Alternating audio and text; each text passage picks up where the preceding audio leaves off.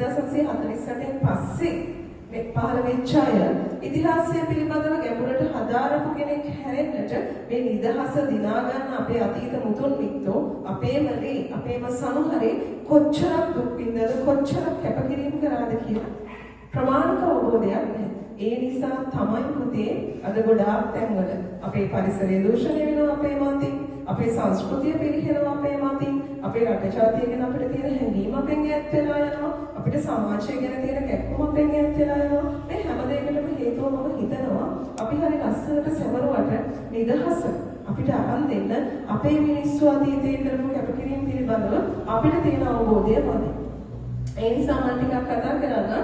අපි දන්නවා අපේ ඉතිහාසය, අපේ දුවල පුතාලා දන්නවා ඉතිහාසය අපි රාජාණ්ඩ යුගයේ ඉඳලා ඉන්නේ. ක්‍රිස්තු පූර්ව 543 විජය රජුව අපේ රට රාජධානියක් බවට පත් කළාට පස්සේ ඉඳලා අපේ ඉතිහාස කතාව ඇතුලේ කාලිංග මාග, එළාර, චෝල ආක්‍රමණ පිට ආක්‍රමණ. මේ අද තරම් නාගරීකරණය වෙලා නැති වුණාට ඒ කාලවලත් අපේ රජවරුන්ගේ යුද සේනාංකවල 60,000ක 70,000 ගණන් වල සෙබළු හිටියලු. ඉතින් හිතලා බලන්න මේ තරම් සෙනගක් නැතුවත් රට ගැන කැක්කුම තිබිච්ච සිංහල මිනිස්සු කොච්චරක් ඒ කාලේ රජවරුත් එක්ක එකතු වෙලා අපේ රට බේරගන්න විදේශ මිනිස්සුත් එක්ක විදේශීය ආක්‍රමණත් එක්ක හැප්පෙන්නට ඇතිද කියලා. ඉතින් මොහොම රාජධානි යුග පහු කරගෙන අපි පෘතුගීසීන්ගේ යටතටපත් වෙනවා. හැබැයි පුතේ මේ පෘතුගීසි ලන්දේසි යුගවලදී අපේ මුළු රටම ඒගොල්ලන්ට යටත් උනේ නැහැ. වෙරළපඩ ප්‍රදේශවල ඒගොල්ලන් ඔය කුළුබඩු ඊළඟට මුතුමැණික් ඔය වගේ අපේ රටේ තියෙන ස්වභාවික සම්පත් පූරගෙන යන තමයි ඒගොල්ලන් ලංකාවට ආවේ. එහෙම ඇවිල්ලා ඒගොල්ලන්ට කැදරකමක් ඇති වෙනවා අපේ රටේ බලය අරගෙන ඒගොල්ලන්ට අවශ්‍ය ව්‍යාපාරික කටයුතු ටික ඒගොල්ලන්ට ඕන විදිහට ඒගොල්ලන්ගේ ඒකාධිපතිත්වයට යටතේ මේ රටේ කරා. ඔහොම පෘතුගීසි පන්නලා දාලා ලන්දේසීන් වෙනවා, ලන්දේසීන් වෙනවලා දාලා ඉංග්‍රීසීන් වෙනවා. ඒගොල්ලොත් ලන්දේසි ප්‍රදේශ අල්ලගෙන මුලින්ම අවසානයේ අපේ මුළු රටම යටත් කරගන්නවා. ඔයගොල්ලෝ දන්නවා 1815 මාර්තු 2 වෙනිදා මේ පෙන්නන්නේ මම වාරියපොළ සුමංගල හාමුදුරුවෝ වල සුද්දගේ කොඩිය බිම දාලා පාගලා අපේ සිංහ කොඩිය ඔසවපු අවස්ථාව. ඔය 1815 තමයි අපේ මුළු රටම විදේශිකයෙකුට නතු වෙන පළවෙනි අවස්ථාව. මොල්ලිගොඩ හැලපොළ වගේ අපේ නිලමැදුරු ඒ වෙනකොට අපේ සිංහලයේ අවසන් රජතුමා ශ්‍රී වික්‍රම රාජසිංහ රජතුමා මේගොල්ලන් අත්අඩංගුවට අරගෙන ඉන්දියාවේ මදුරාසියට පස්සේ වෙල්ලෝර වලට සිරකාරයෙක් විදිහට අරගෙන ගියා කියලා කියනවා. ඔන්න ඔය විදිහට අපේ රාජධානිය අවසන් කළා. සිංහාසනයකට සුදු රෙද්දක් විදලා ඔටුනු වෙලා අපේ රජනායකයන්ට පොරොන්දු වෙනවා අපේ කුඹුරු වතු පිටි සංවර්ධනය කරගන්න, මිනිස්සුන්ට උදව් කරන්න, බුදුදහමට උදව් කරන්න කියලා මිනිස්සුන් ගත වෙලා 1815 මාර්තු 2 වෙනිදා මුළු ලංකාවම ඒගොල්ලෝ ගත්තා. ක්‍රිස්තු පූර්ව 543 ඉඳලා රජකීයට හිටිය අපේ මිනිස්සුන්ට හරිම දුකයි. ඒ අපේක්ෂා බංගත්වය අපිට පාලකයෙක් නැහැ, අපේ දුක අහන්න කෙනෙක් නැහැ, අපිට අපේ කෙනෙක් නැහැ කියන දුක කොච්චරද කියනවා නම් පුතේ ඉතිහාස කතාවේ සඳහන් වෙනවා. මේ 815 ගිවිසුම අස්සන් කරලා ගෙදර යන ගමන් වික්ෂෝභ වහන්සේ නමක් කෝපෙකුලක් දැකලා කියනවලු අනේ කුරුඹුවනේ තොපටත් රජෙක් ඇත්ති අපට නම් නැත්ති අපටත් රජෙක් ලැබුණොත් කැවුම් කිරිපත් කන්නම් පෙරහැර පාන්නම් සාදු දාදී ගිගොම් වෙන්නම් කිය. ඔන්න ඔය විදිහට බොහෝම අපේක්ෂා බංගත්වයට දුකට අපි හරි සතුටින් අපේ රටේ 1815 අපේ නායකයෝ බාර දුන්නේ නැහැ. ඒ වගේම තමයි පුතේ මේ 815 වගේ වෙනකොට අපේ රට විතරක් නෙමෙයි දැන් ඒ කාලේ ඉන්දියාවේ පාකිස්තානයේ බංගලාදේශයේ වෙන වෙලා තිබුණේ ওই සමස්ත ඉන්දියාවම ඊළඟට මියන්මාරය, මැලේසියාව, සිංගප්පූරුව, ඊට පස්සේ කෙන්යා, නයිජීරියා, උගන්ඩා වගේ රටවල්, ඊළඟට ඉරාකයේ, පලස්තීනයේ, ජෝර්දානිය වගේ මැදපෙරදිග රටවල්, ওই දකුණු අප්‍රිකානු රටවල්, අද අපි කතා කරන ඕස්ට්‍රේලියාව, නවසීලන්ත වගේ දියුණු රටවල්, මේ වගේ ලෝක රටවල් ගණනාවක් මේගොල්ලෝ යටත් කරගෙන හිටියා. බ්‍රිතාන්‍ය කිරීටය යටතට අරගෙන හිටියා. 1815 අපේ රට ගත්තට අවුරුදු 2යි ගියේ අපේ මිනිස්සුන්ට මේ පීඩනය දරා ගන්න බැරි වුණා. විසුම්ගත වගන්ති එක පිට එක මේගොල්ලෝ උල්ලංඝනය කරලා දැම්මා. එහෙම වෙනකොට කියන්න ආඩම්බරයි පුතේ. ඔයගොල්ලෝ දන්නවද යටත් විජිත රටකින් මේ කිරීටයට විරුද්ධව පළවෙනි නිදහස් සටන දියත් කරන්නේ අපේ රටේ මිනිස්සු. 1818 ඌව වෙනස් කරන්නේ 2000ක වැඩි ජනතාවක් ඌව වෙනස්ට එකතු වෙනවලු ඉංග්‍රීසියට විරුද්ධව නැගී සිටින්න. වාරිපොළ සුමංගල මහතුරු උපදෙස් කළා දෙනවා. ඊට පස්සේ මඩු ගැල්ලේ බූටෑවි රටේ ආව, කොහුඹුරේ රටේ ආව, ගලගෙදර මොට්ටාව, කතරගම දේවානි බස්නායක නිලමේ වගේ අය නායකත්වය දෙනවා. එතකොට පුතේ 818 කැරලි නායකයන්ට රජ කෙනෙක් පත් කරගන්න ඕනනේ.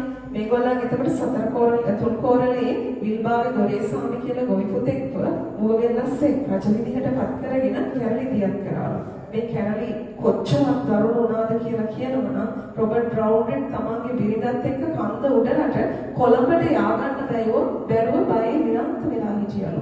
ඒ වගේම මේ වෙනකොට කැප්පෙටිපොළ නිලම හිටිය බ්‍රවුන්ගේ පාර්ශවයේ අර ඌව වෙනස්සේ කැරලිකරුවෝ අදුල් ඒජාන්ත ඩග්ලස් විල්සන්ව මරලා දැම්මලු. මේ විදිහට දරුණු වෙනවත් එක්කම රොබර්ට් බ්‍රවුන් අපේ කැප්පෙටිපොළ නිලමේතුමාව එවනවලු ඌව වෙනස්ස කැරල මර්ධනය කරා. කැප්පෙටිපොළ නිලමේතුමා අලුපොත වෙල්යායේදී අපේ කැරලි නායකයන්ව හම්බ වෙලා තීරණය කරනවා ස්වදේශිකයන්ට අපේ මුන්ට ශක්තිය දෙන්න. එහෙම හිතලා කැප්පෙටිපොළ නිලමේතුමාගේ උත්තම ගතිය කියන සතුරගේ අවියෙන් සතුරට පහර දෙන්න බැරි නිසා ඒගොල්ලන්ගේ අවිය ආයුධ ටිකත් එක්ක සෙබළුම පිටත් කරලා යනවලු. තොපි ඵලයව මේක මගේ රට බලව කියලා කැරලිකරුවන්ට එකතු වෙනවලු. මෙතනින් පස්සේ කැරල්ල තවත් කොච්චර තීව්‍ර වෙනවද කියලා කියනවා නම් ගෝවින්ද මදුරාසි මේ අපේ මිනිස්සුන්ට විරුද්ධව සටන් කරන සෙබළු ගෙන්නන තත්ත්වයටපත් වෙන්න උනාලු. අවාසනාව පුතේ පාවා දෙන මිනිස්සු අද විතරක් නෙවෙයි එදත් හිටිය. ගොවි පුතේ රජ වෙනවා දරා ගන්න බැරිව අපේ රදල නායකයෝ සටන පාවා දුන්නා. ඔයගොල්ලෝ දන්නවද අපේ මිනිස්සුන්ගේ මේ සටන මර්ධනය කරන අපේ අය අපේම අතීත මුතුන් මිත්තෝ මේ රට රැක ගන්න මේ සටන් අවස්ථාවේ කොච්චර දුක් විඳලාද කියලා. ඔය වෙනස්සේ අවුරුදු 18ට වැඩි සියලුම පිරිමින්ව මරන්න. ඒ විතරක් නෙවෙයි. ඒ මිනිස්සුම මරලා ඒ මල කඳන් ඇලදල ගංගා වලට විසි කරනවා කියනවා. එහෙම කරලා ඒගොල්ලෝ බලාපොරොත්තු වෙන්නේ ඒ ඇලදල වල දූෂණය වෙච්ච ජලය පානය කරන මිනිස්සු ලෙඩ කරනවා. ඒ විතරක් නෙවෙයි. ඌව වෙල්ලස්ස ඒ කාලේ ලංකාවේ පළතුරු උයන කියලා විරුදාවලිය ලක් ප්‍රදේශයක්. අදටත් අපි දන්නවා ඌ වෙල්ලස්සට නම කියන්නේ වෙල් ලක්ෂයක් තිබිච්ච නිසා. සියලුම ගොවි කුඹුරු ගිනිබත් කරන්න නියෝග කරනවා. සියලුම පළදරපු ගස්වල පළ විනාශ කරන්න නියෝග කරනවා. අර මරණ මිනිස්සුන්ව ගස්වල ගෙඩි විනාශ කරලා ඒ ගස්වල එල්ලුවලු. එතකොට මුළු ඌව වෙල්ලස්සම අටුකොටු ගෙවල් ගින්දර දාලා කැරලි නායකයෝ හෙව්වලු. මෙහෙම වෙද්දී බදුල්ලේ වැඩ කරපු රජයේ සේවකෙක් ජර්නල් ඔෆ් ඌව සංග්‍රහවට කියලා තියෙනවා ඌව වෙල්ලස්සේ සිදු කේදවාචකයේ අතිමහ ඉතුරු වෙලා තියෙන මිනිස්සු පහෙන් හතරක්ම කාන්තාවෝ මහල්ව සහ කුඩා ළමයි. කාන්තාවන් දූෂණය කරන පුංචි ළමයි පයින්තු වල එල්ලුවලු. ඔය බැක්ඩොනල් කියන ප්‍රදේශය අදට පොරකේවත්ත කියන ජනවහරට එක්කන ඔය ප්‍රදේශයට තමයි කැරලිකාරයන් අල්ලගෙන ඇවිල්ලා ඒ ප්‍රදේශෙට විච්ච සියඹලා ගහක කකුල් දෙකෙන් එල්ලලා යටින් ගින්දර දාලු අපේ මිනිස්සුන්ව මැරුවේ. කැප්පෙටිපොළ නිලමේතුමාව අත්අඩංගුවට අරගෙන පාවලා දෙන්නාගේ හිත සනසවන්න දම්ගෙඩියට හිස ගසා දාන්න නියෝග කරාලු. කැප්පෙටිපොළ නිලමේතුමාගේ හිස ගසා දැම්මට පස්සේ හිස වෙන් වෙච්ච කඳ නැගී සිටියා කියලා කියනවා. ඒ තරම් කැක්කුමක් ඒ තරම් මේ රටගෙන විදේශිකයෙකුට නතනෝවි රට රැක ගන්න ඕන කියන කැක්කුම අපේ මිනිස්සුන්ට තිබුණා. ඌව වෙල්ලස්ස සටන නිම වෙනකොට මුළු ඌව වෙල්ලස්සම ගින්න සහ දුමින් වැහිලා ගිහිල්ලා කුසගින්න ආහාර නැතිව පිච්චෙන වනාන්තර වලින් මර ලතෝනේ තියාගෙන දුවන සත්තු හඬා වැටෙන මිනිස්සු රතු පාට රුධිරයෙන් ගලාගෙන යන ඇලදොල විතරයි ඌව වෙල්ලස්ස ඉදිරි වෙලා තිබුණේ. ඉතින් පුතේ මම මේ කතා කරේ 818 කැරැල්ල විතරයි. අපි අද සමරන නිදහස අපිට දෙන්න අපේම ලක්ෂ ගණන් මිනිස්සු උවලස්ස විතරක් නෙවෙයි අපේ රාජාංග යුගවල ඒ වගේම පෘතුගීසි ලන්දේසි යුගවල නැත්නම් ඉතිහාසය අපි දන්නවා 1983 උතුරු නැගෙනහිර LTT යුද්ධය ඇති වුණා. දශක 3ක් ඒකක් තිබ්බා. මේ මහ පොළොවේ පුතේ රට වෙනුවෙන් දිවි පුදපු අපේ එකෙක් නෝල දාපු තැනක් නැතුව ඇති. ඒක නිසා අපිට සුළුවෙන් සමරන්න බෑ. ඔයගලත් බලන්න මට මේක කියන්නම හිතුනේ ඔයගොල්ලන්ට මෙන්න මේක දැකලා. ඔයගොල්ලෝ හිතනවද මේ මොකක් කියලා? මේ දෙන්නේ මීතොට මුල්ල කුණු කන්ද. අපේම කුණු. අපිට පුතේ චුට්ටක් නිදහසේ ඉන්න වෙලාවක මහ පොළොවට ඔළුව පාත් කළා. මට මේ සංකල්පෙන් නැත්නම් රට ඉන්දියානු නායක 100%ගේ ලිපි මං හරියට කියවනවා. ඔයගලන්ටත් මම ඉතිහාසය සහ ඒ වගේ ඉතිහාස පරිසර වේදීන්ගේ ලිපි කියවනවා. එතකොට තමයි පුතේ සම්පූර්ණ මිනිස්සෙක් නිර්මාණය වෙන්නේ. අපි අතින් වැරදි වෙන්නේ අපි දැනුවත් නැති නිසා, නොදැනුවත්කම නිසා. මේ දැනුවත් බව අපි ඇති කරගන්නවා. මේ බලන්නේ අපේ රටේ මීතොට මුල්ල කුණු කන්ද. එතකොට පුතේ මට ඔයගලන්ට මතක් කරන්න ඕන මේ අපි හරි ලස්සනට නිදහස සමරනවා, හරි අභිමානයෙන් සමරනවා. කිසිම වැරද්දක් නැහැ. ඒක තවත් හොඳට සමරන්න තිබුණා නම් හොඳයි. මොකද අමාරුවෙන් දිනාගත්ත දේවල් තමයි පුතේ වටින්නේ. ඒක නිසා හැබැයි මතක තියාගන්න. අපි මේ දකින සුන්දර ලස්සන නිදහස් දවස් අස්සේ හැංගිච්ච මදුළු කතාව. ලක්ෂ ගණන්, දසලක්ෂ ගණන් අපේම සනුහරියුම් මේ මහ පොළොවට වැළලිලා තමයි අපිට ඔය නිදහස ලබා දුන්නේ. කාන්තාවන්ට තමන්ගේ ස්වාමිපුරුෂයා දරුවෝ අම්මා තාත්තා නැති වෙලා. අඳෝනා ඉතිහාසයේ කඳුළු කතා අඳෝනා මැත්තෙන් තමයි ওই නිදහස අපිට ලැබෙන්නේ.